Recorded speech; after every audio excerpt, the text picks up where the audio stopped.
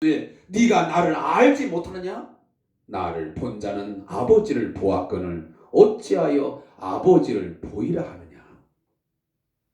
내가 아버지 안에 거하고 아버지는 내 안에 계신 것을 네가 믿지 아니하였느냐? 내가 너희에게 이르는 말은 스스로 하는 것이 아니다. 내 아버지께서 내 안에 계셔서 그의 일을 하시는 것이다. 내가 아버지 안에 거하고 아버지께서 내 안에 계심을 믿어라. 그렇지 못하겠거든 행하는 그 일로 말미암아 나를 믿어라 말씀하십니다. 즉 성자 예수님과 성부 하나님은 하나라고 하는 것을 오늘 말씀해 주고 있습니다. 서로 각각 다른 색깔, 각각 다른 일을 행하신 것이 아니고 성자 예수가 하는 모든 말과 일은 곧 성자, 성부 하나님의 생각이요 말이라는 것을, 그리고 그의 일이라는 것을 말씀하신 것입니다. 예수의 삶, 그가 하시는 일들을 보면 그것이 바로 아버지를 알고 보는 것이라고 명쾌하게 오늘 빌립에게 예수님이 답하신 것입니다. 다시 한번 언급하면 예수와 하나님은 하나라고 하는 신학적인 답이 되는 것입니다. 본질적으로 성부와 성자는 하나이시다. 우리는 물론 완벽하고 완전하게 퍼펙트하게 예수의 삶과 인격을 보여줄 수는 없습니다. 예수님이 내 안에, 내가 예수 안에 있는 그런 내주의 삶을 살아가고 있지만 그럼에도 불구하고 우리는 완벽하게 예수의 삶과 인격을 드러내주지는 못합니다. 그런데 성경은 우리에게 요구합니다. 명령합니다. 예수의 삶과 인격을 우리의 삶으로 뭐라고요? 증명해내라고. 세상 앞에 그렇게 드러내라고 우리에게 요구하십니다. 그 거룩한 책임을 우리에게 주셨습니다. 사랑하는 성도 여러분, 혹시 여러분의 가족 중에 또 가까운 여러분의 친구나 어떤 분들이 너희가 믿는 하나님을 보여달라고 하면 여러분은 뭐라고 답하시겠습니까? 그리고 뭐라고 답을 해 보셨습니까? 너희가 믿는 그 그리스도의 복음, 그 십자가의 복음이 무엇이냐고 묻는다면 여러분은 뭐라고 답변을 하겠습니까?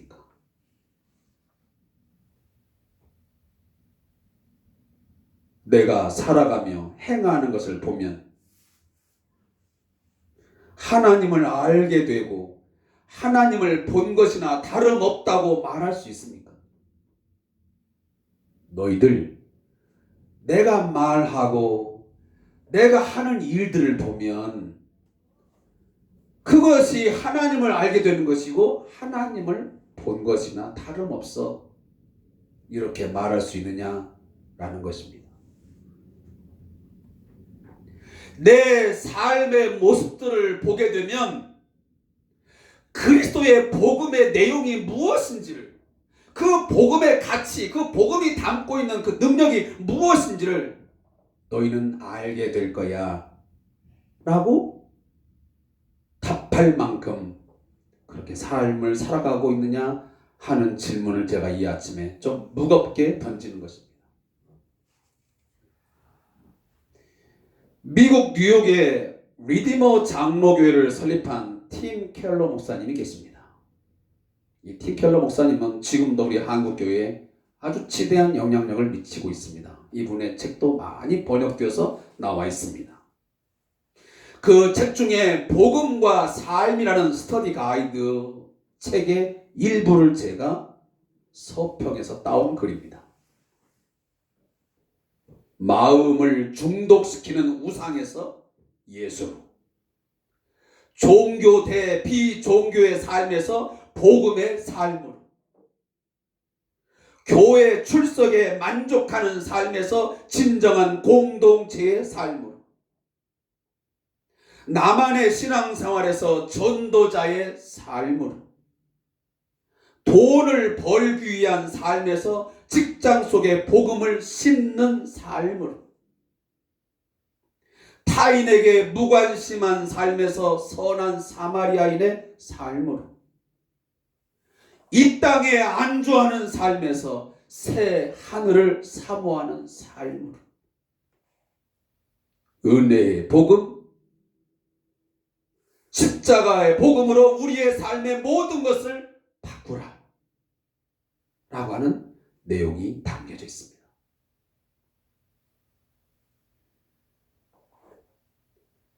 한 3년 전 2018년 3월에 이 팀 켈러 목사님이 한국을 방문한 적이 있습니다. 그때 아주 무거운, 또 우리 한국교회가 꼭 들어야만 되는 충고 한마디를 했습니다. 인터뷰 가운데. 교회가 커지고 권력이 강해지면 교회 지도자들이 권력과 부에 무릎을 꿇고 부패하게 됩니다. 이는 서양 교회에서도 이미 경험한 문제죠. 유혹과 권력의 문제에 직면할 만큼 힘을 갖게 된 한국 교회가 이 문제를 감추지 말고 어떻게 회개하고 권력 남용을 다뤄야 할지를 고민해야 합니다. 아주 뼈가 있는 질책성의 충고입니다. 서울 양재동 횃불 선교센터에서 열린 기자 간담회에서 한국교회의 사회적 신뢰도 하락 극복 방안을 묻는 질문에 답을 한 말입니다. 한국교회 크게 성장했습니다. 대형 교회가 참으로 많습니다. 많은 성도를 가졌습니다. 그러면서 교회가 커지고 권력 대단해졌습니다. 그런데 그 교회가 세상의 그 권력과 부에 무릎을 꿇고 지금 부패하고 썩어가고 있다는 것입니다. 그것을 더 이상 감추지 말고 드러내고 어떻게 회개하고 그 권력 남용을 해결해야 될지 고민해야 할 때가 됐다라고 이 팀 켈러 목사님이 한국교회에 충고한 것입니다. 그는 말만 하는 목사가 아니었습니다. 그는 진짜로 이 교회가, 당신이 목회하는 교회가 5,000명, 그 이상이 큰 대형 교회였습니다. 근데 그는 그 교회의 담임 목사직을 사임했습니다. 교회의 대형화보다는 분립 개척을 통해서 도시를 변화시켜야 된다는 그 지론에 의해서 그는 교회를 사임하고 그 교회를 세 개의 교회로 분립 개척을 했습니다. 그리고 그는 장차 12개의 교회로 그렇게 분립하겠다고 하는 그런 생각을 피력을 했습니다. 아마 이 모델을 우리 한국교회에 실천하는 분이 있다면 바로 분당 우리 교회 아마 이찬수 목사님이 아닌가 하는 생각을 갖습니다.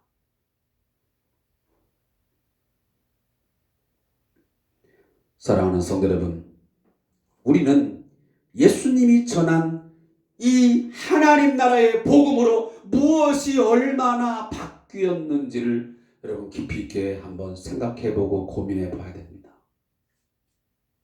복음과 삶의 어떤 괴리, 그 간격이 너무 멀게 느껴지지 않습니까? 설교를 통해서, 성경 공부를 통해서 하나님의 복음, 그 복음이라는 것이 무엇인지를 아는 건 참 많은데 그 삶은 전혀 영향력을 미치지 못하고 별개로 살아가는 모습, 이것은 오늘 내일의 이야기가 아닙니다.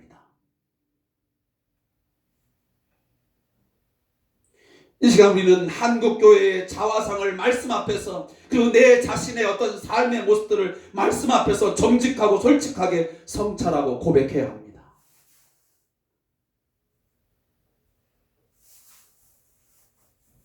어제도 제가 한 달에 한 번씩 신학교에 강의를 나가기 때문에 신학생들에게 말을 했습니다. 지금 한국교회 무릎을 꿇어야 할 때입니다.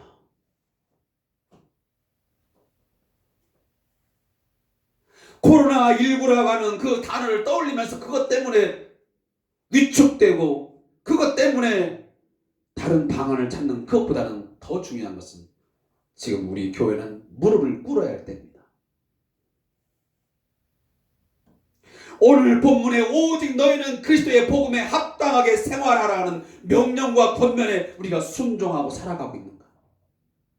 복음에 합당한 삶을 우리가 살아가면서 그 복음을 증명하면서 살아가고 있는가? 사랑하는 성도 여러분, 교회는 우리 그리스도인은 세상 속에 살지만 세상에 속하지 않습니다. 동화되어서도 안 됩니다. 도리어 교회는 세상 속의 빛과 소금으로 독특하고 구별되게 존재하면서 하나님 나라의 법과 윤리에 따라 살아가야 합니다. 하나님이 다스리시는 그 거룩한 나라의 삶은 이런 것이라고 차별화된 것을 증명해 보여야 됩니다.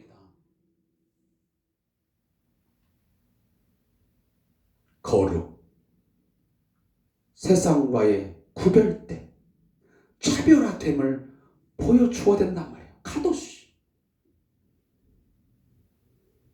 그것이 교회의 사명이요, 바로 그것은 선교적인 사명입니다. 제가 어제 신학생 중에 나중에 선교사로 나가기 위해서 신학을 공부한다는 분을 제가 어제 만났습니다. 인천서 2시간 반을 걸쳐서 온다고 하더라고요. 저희 신학교가 경기도 광주에 있거든요. 근데 2시간 반을 달려서 온대. 그래서 제가 그 선교사를 준비하는 분이 그랬어요. 제발 선교지에 가걸라. 진짜 그 사람들과 함께 삶을 같이 하면서 당신이 믿고 있는 예수가, 당신이 믿고 있는 그 복음에 대한 신앙이 무엇인지를 좀 차별화, 구별되게 좀 보여줘라. 그래서 그 복음의 선한 영향력을 줘서 그들의 삶을 변화시켜야지. 다 그렇지는 않겠지만 우리 한국교회 그동안 많은 선교사를 파송했지만 그 선교사님들 가운데 일부이겠지만 오히려 복음을 증거하면서 오히려 장애물이 되고 부정적인 영향을 미친 적도 많다. 그런 얘기를 제가 건넸습니다.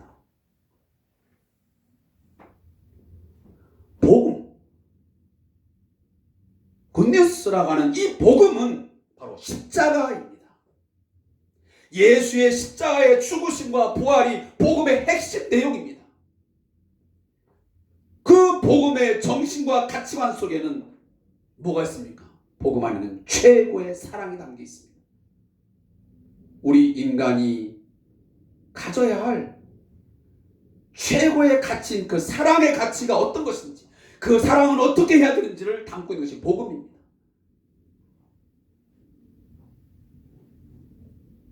용서가 있습니다. 복음 안에는. 용서는 어떻게 해야 되는지, 왜 해야 되는지 복음 안에 다 들어있습니다. 그 복음 안에는 포용도 있습니다. 그 복음 안에는 섬김이 있습니다. 그 섬김은 언제까지? 죽기까지. 원수를 위한 죽기까지의 섬김과 희생이 복음 안에 담겨져 있습니다. 그 복음에는 희생이 있습니다. 십자가 복음 안에는 겸손, 낮아짐, 버림이 있습니다. 자신을 버리고 그 안에 하나님의 것을 채우는, 하나님의 뜻을 담아 실천하는 그런 겸손이 복음 안에 있습니다. 그 복음 안에는 회복이 있고 치유가 있고 거기에는 남을 세워줌이 있습니다. 또한 복음의 안에는 구원의 즐거움과 구원의 영광이 있습니다. 그리고 그 십자가의 복음, 그리스도의 복음 안에는 이 세상의 뜻을 좇지 아니하고 하나님의 뜻을 좇는 삶이 그 복음 안에 담아져 있습니다. 예수 그리스도는 그 복음을 갖게 하기 위해서 이 세상의 뜻, 자신이 원하는 것, 사람의 뜻 다 거부했습니다. 버렸습니다. 그리고 온전히 하나님의 뜻을 좇음으로 복음을 우리에게 갖게 했습니다. 그런데 오늘날 우리 한국교회 공동체의 삶은 어떠합니까? 복음 안에는 이처럼 최고의 사랑과 용서와 포용과 섬김, 희생, 남을 세워줌, 겸손, 낮아짐, 버림, 이 세상의 뜻이 아닌, 사람의 뜻이 아닌 하나님의 뜻을 좇는 삶이 복음 안에 다 담겨져 있는데, 오늘 우리 교회 안에는, 우리 성도들의 삶에는 이런 것들이 얼마나 있습니까? 오히려 이 세상의 물질 만능주의, 돈이면 다 된다,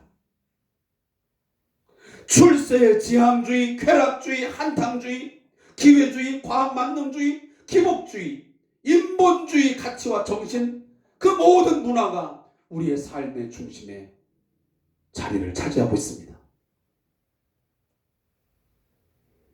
교회 안에도 그런 일들이 너무 많아.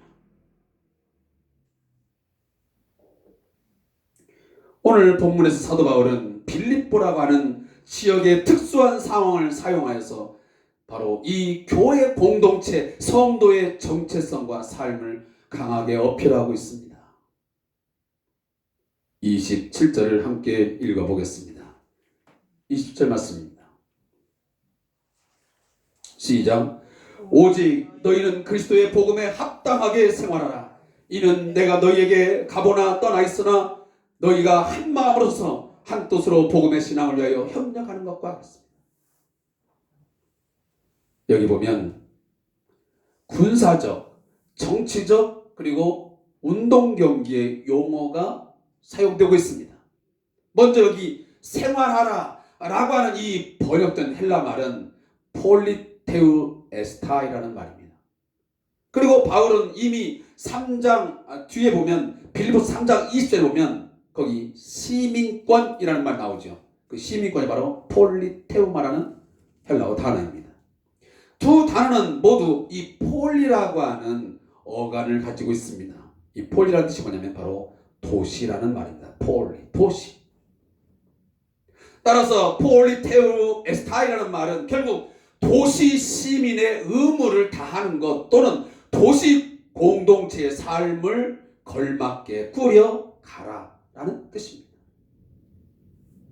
저 시골 사람의 삶이 아니라 도시 시민이면 도시 시민다운 그 의무와 삶을 살아가라, 정치해가라 하는 말입니다. 예전에는 도시 국가라는 도시 국가, 한 도시가 국가 형태입니다. 이 단어는 위에서 언급한 것처럼 당시의 빌립보 도시의 특성을 나타내고 있고, 그리고 빌립보인들의 시민의식을 염두에 두고 한 말입니다. 여러분, 빌립보서 16장을 기억하십니까? 거기가 보면 이 빌립보 지역을 소개하기를 마게도냐 지방의 첫성이요 라는 말입니다. 여기 첫성이라는 말은 첫째 가는, 다시 리딩 시티라고 하는 말입니다. 으뜸 가는, 마게도냐에 많은 그런 도시가 있지만 그 중에 이 첫째 가는 도시가 바로 이 빌립보라는 시였습니다. 지금의 그리스에 해당하는 지역입니다. 이것은 당시 로마가 제대 군인들을 2주 정착시킨 군사 도시입니다. 그곳의 시민들은 로마의 식민도시 시민이라는 높은 자부심을 가지고 있었습니다.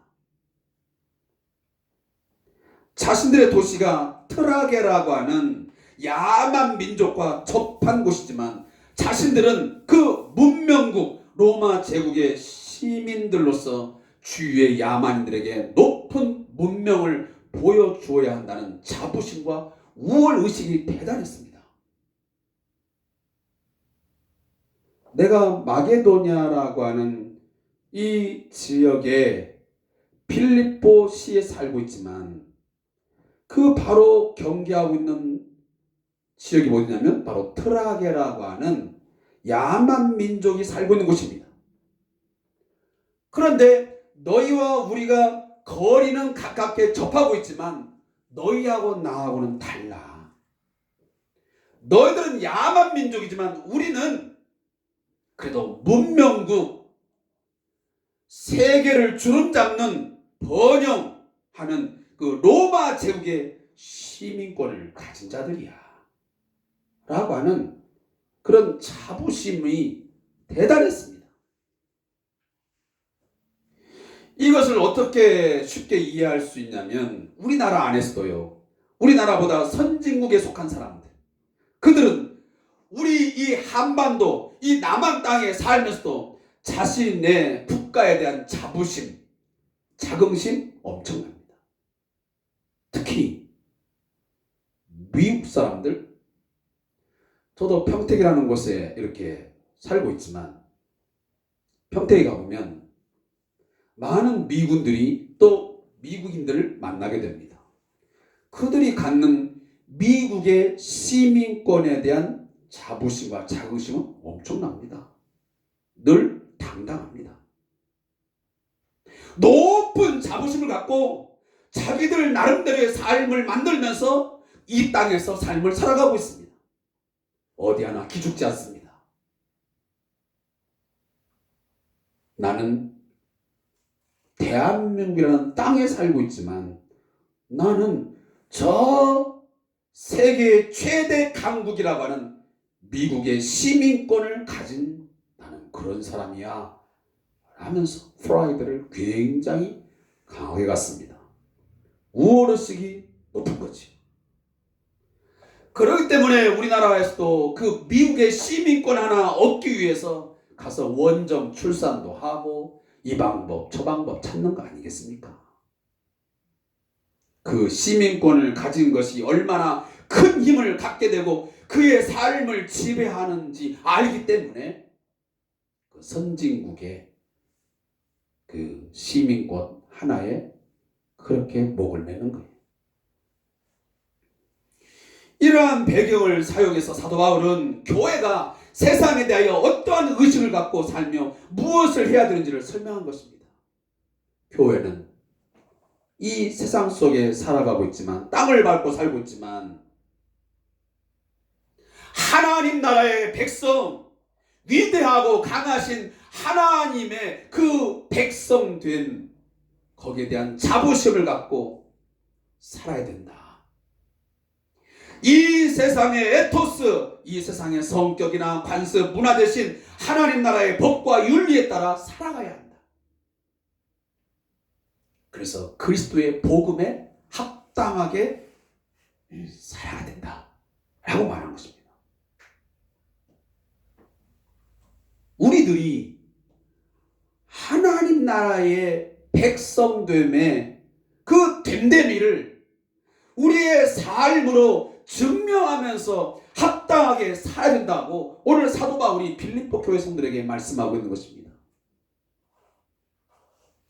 빌립보 성들아, 너희들이 말이야, 로마의 시민권 가진 것 그거 하나 가지고도 그렇게 자부심과 자긍심 가지고 당당하게 살잖아.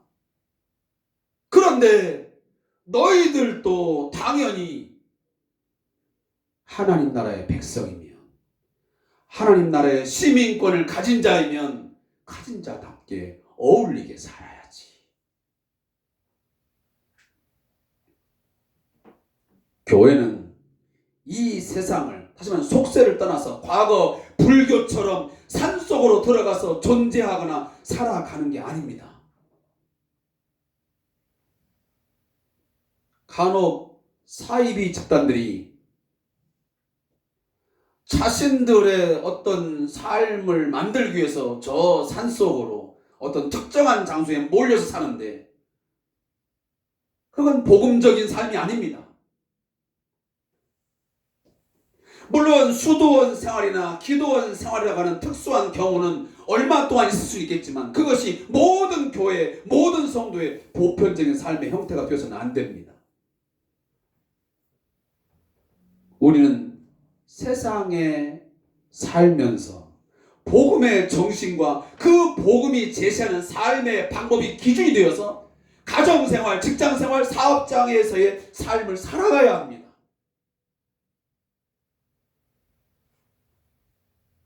피해서는 안 된다는 말이에요. 건강하든 질병 가운데 살든 부자든 가난하든 취 고하를 막론하고 그 삶에서 복음이 증명돼야 돼. 가난하다고, 질병에 걸렸다고 복음의 정신과 가치를 증명하지 못하는 것 결코 아닙니다.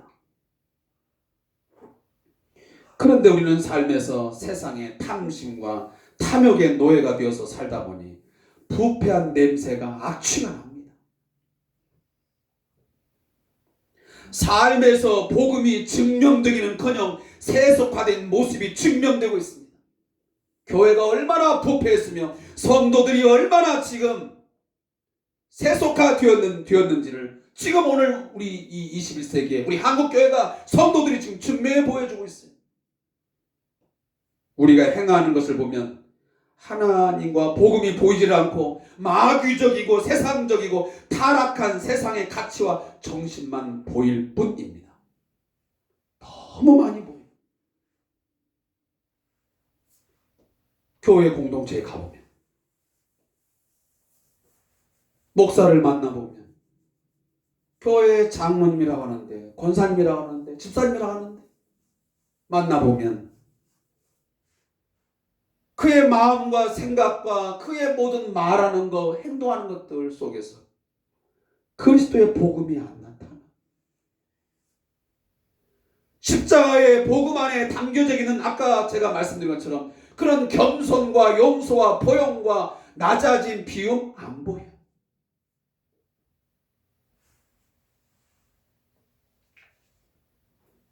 우리는 복음으로 말미암아 구원받은 하나님 나라의 시민권을 가진 자다운 자부심이 있어야 됩니다.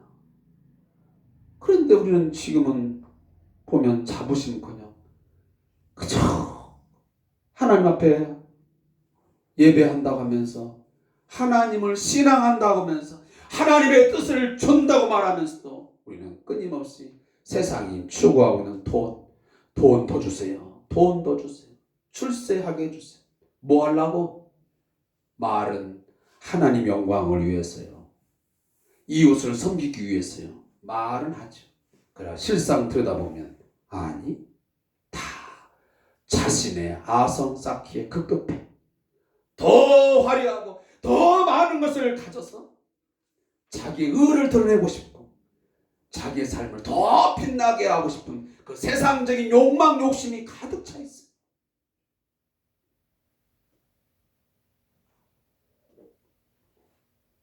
우리의 가치나 능력을 자신하여 가지는 당당한 마음인 이 프라이드, 그 크리스찬의 프라이드를 가지지 못하고 살아가고 있습니다.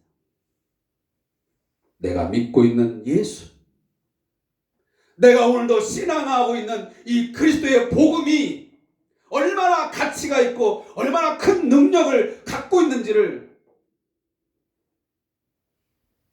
우리는 보여주지 못하고 있어요. 거기에 대한 프라이드도 없어요. 그러니 세상이나 불신자들 앞에 당당하지 못해요. 이제 와서 당당하자니 내 자신을 보면, 우리 자신을 보면 크게 안 보여. 이미 그런 것들을 가지기에는 너무 많은 우리 교회와 성도들이 약점들과 허점들을 보여주었습니다. 보여서는 안 될 비난거리와 심지어 조롱을 받을 만한 것들을 그동안 교회가 세상 앞에 그냥 다 노출시켜버렸어요. 사랑하는 성도 여러분, 정신을 차리고 이 시간 말씀을 들으십시오. 잠잘 때가 아닙니다. 무릎을 꿇어야 할 때입니다. 마음을 찢고 회개함으로 말씀으로 돌아가야 할 때입니다. 지금 코로나19 그거 하나 걱정할 때가 아닙니다. 그것은 매우 하나에 불과해요. 문제 하나에 불과해요. 말씀 앞에 겸손히 꿇어 엎드려 기도하면서 자신의 삶의 문제를 철저하게 회개해야 됩니다. 그리고 하나님께 물어야 됩니다. 어떻게 해야 복음에 합당한 삶을 살아감으로 하나님께 기쁨이 되는 삶이 될 수 있을까요? 말과 혀로만 복음을 말하지 말고 세상의 빛과 소금으로 삶을 살아서 복음을 증명할 수 있을까요? 물어야죠.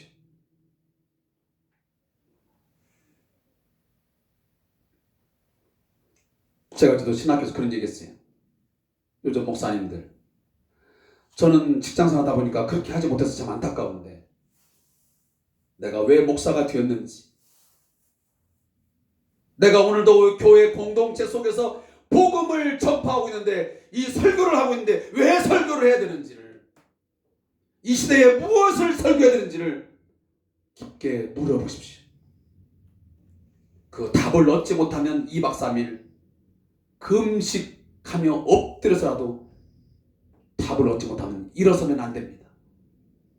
이 시대에 무슨 복음을 전해야 되는지 철저하게 묻고 설교를 하셔야 됩니다 하는 이야기를 제가 어제 했습니다.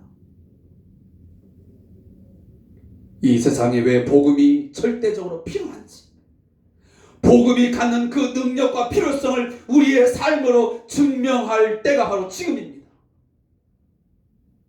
이 코로나19라고 하는 이 팬데믹 상황 속에서, 이 위기 속에서 가장 필요한 것이 복음이에요. 복음. 복음의 정신, 그 복음이 가르치는 삶의 방법들, 그 삶의 목적을 우리가 깨달을 때에 이 문제는 저는 해결될 거라고 믿습니다. 보라, 지금은 은혜 받을 만한 때요. 보라, 지금은 구원의 날이로다. 지금이야말로 은혜의 때요. 지금이야말로 하나님의 구원을 경험할 때입니다. 코로나19로 전 세계가 또다시 암울한 시기를 맞고 있습니다. 두려움과 공통의 날을 살아가고 있습니다. 이미 여러분들 보도를 통해 접했지만 변종 바이러스가 발견되었습니다. 최근 남아프리카 공화국을 중심으로 기존 델타 변이 바이러스보다 훨씬 더 치명적이고 전염력이 강한 변종 바이러스, 바로 오미크론이 발생했다는 최근 보도였습니다. 세계보건기구 WHO는 오미크론 변이 바이러스를 우려 변이로 지정을 했습니다. 그리고 다른 우려 변이와 비교해서 재감염 위험을 증가시키는 것으로 보인다고 우리에게 경고하고 있습니다. 이 여파로 지금 세계가 흔들리고 있습니다. 이러한 시기에 복음을 통해서 인간의 오만함과 교만에 대한 철저한 회개 운동이 있어야 됩니다. 우리 인간들이 얼마나 그동안 헛된 것에 집착하고 살았는지, 얼마나 교만했는지, 하나님이 없다라고 하면서 어리석게 우리의 삶을, 우리의 문화를 만들어갔는지, 복음으로 돌아가야 합니다. 다행히 저희 교단에서 은혜로운 동행 기도운동이라고 하는 운동을 펼치고 있습니다. 전국에 163개 노예가 있는데 163개 노예 가운데 155개 노예가 이 기도운동에 참여하고 있습니다. 하나님께로 돌아가야만 우리 한국교회와 이 인류의 문제가 해결될 수 있다라고 하는 이 절박감에서 나온 우리 교단의 기도 운동입니다. 저는 잘한 것이라고 믿습니다. 그리고 아무쪼록 이 은혜로운 통행 기도 운동이 우리 강단에서부터 우리 교회 지도자들부터 시작해서 모든 성도들이 회개하며 하나님께로 돌아가는 역사가 있기를 간절히 기도합니다. 우리 교회도 그렇게 동참할 수 있기를 바라고요.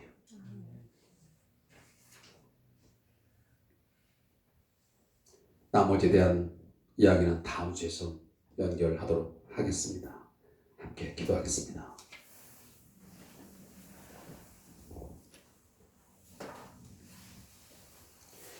하나님 아버지, 우리에게 전한 복음, 그리스도의 십자가의 복음의 그 정신과 가치, 그 내용이 무엇인지를 우리의 삶을 통해서 증명해내는 우리가 되게 해 주시옵소서. 그 그리스도의 십자가의 복음만이 이 세상을 살릴 수 있으며 이 세상의 참된 소망인 것을 우리의 삶으로 증명해내는 사람들 되게 해 주시옵소서. 그 복음, 예수의 십자가의 죽으심과 부활만이 우리 개인을 변화시키고 우리를 구원하며 그러한 구원의 역사가 온 세상을 하나님이 원하시는 가장 아름다운 세상, 행복한 세상을 만들어갈 수 있음을 저희가 깨닫게 해주시고, 그 복음이 가르치는 그 정신에 합당하게, 그 복음이 담고 있는 내용, 사랑, 용서, 겸손, 버림, 낮아짐, 치유, 세워줌, 이런 것들이 우리 교회 공동체 안에 우리의 직장과 우리의 사업장, 우리 성도들이 또한 살아가는 모든 삶의 영역에서 나타날 수 있도록 저희를 붙들어 주옵소서. 그리스도의 복음에 합당한 삶을 하나님 살아가게 하시고 생활하게 해 주시옵소서. 감사합니다. 예수님의 이름으로 기도합니다. 아멘. 나 주님의 기쁨 되기 원하네. 여러분, 복음에 합당하게 생활할 때만이 우리가 주님의 기쁨이 될 수 있습니다. 이건 우리의 사명이요, 우리의 또한 삶의 목적입니다. 이 찬양을 드리면서 예배를 마치도록 하겠습니다.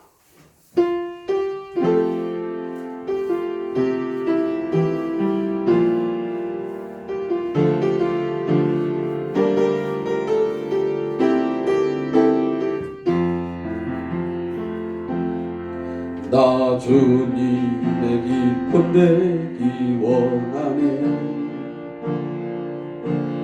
내 마음을 새롭게 하소서. 새 부대가 되게 하여 주사. 주님의 빛 비추게 하소서.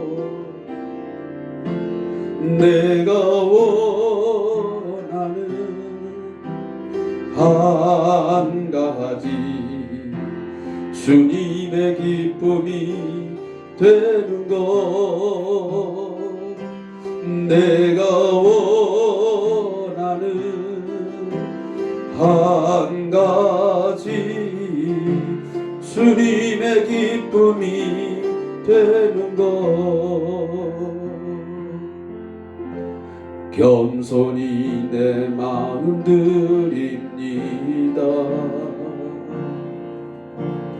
나의 모든 것 받으소서. 나의 마음 깨끗게 씻어주사. 주의 길로 행하게 하소서. 내가 원하는 한 가지, 주님의 기쁨이 되는 것